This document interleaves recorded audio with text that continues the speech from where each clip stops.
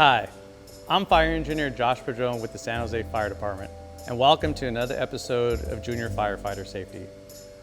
One of the most important steps you can take to protect your family is to make sure you have working smoke detectors and carbon monoxide detectors installed in your home. Both of these work to protect your home, but do you know the difference between them? Come on, let's take a look. A smoke detector is a device that senses smoke and alerts you to the danger by sounding an alarm. Most smoke detectors are round and will come in a thick plastic case. They either use batteries or connect to your home's power supply.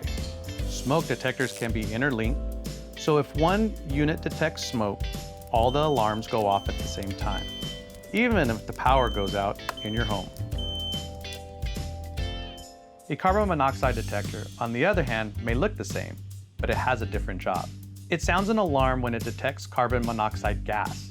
This is an invisible gas that can make you very sick, or even worse. It has no color, taste, or smell. Without a carbon monoxide detector, you wouldn't even know it was in your home. When your carbon monoxide detector sounds an alarm, you should quickly air out the area by opening doors and windows or evacuate to safety. Carbon monoxide can be produced by different sources around your home, such as open flames, space heaters, water heaters, block chimneys, or running a car or grill inside a garage. So how many smoke detectors and carbon monoxide detectors should you have in your home? You should have a smoke detector in every bedroom, outside of each sleeping area, on every story of your home, including basements, attics, where people might sleep or hang out. As for carbon monoxide detectors, there should be one placed right outside each sleeping area, on every level of your home, including basements. While both devices protect you, they don't last forever. You need to remember to change their batteries at least once a year, such as in the spring or fall, or sooner if you hear a chirping sound. Smoke detectors usually last 10 years and carbon monoxide detectors last 5 to 7 years.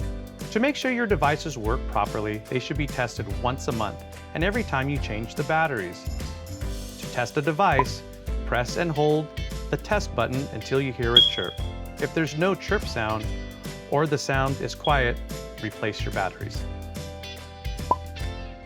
So remember, smoke detectors detect smoke and carbon monoxide detectors detect an invisible gas. They both need to be installed throughout your home, and they should be tested often to make sure the batteries are working. By following these simple guidelines, you can help keep your family safe and maybe even save a life. Until next time, thanks for watching.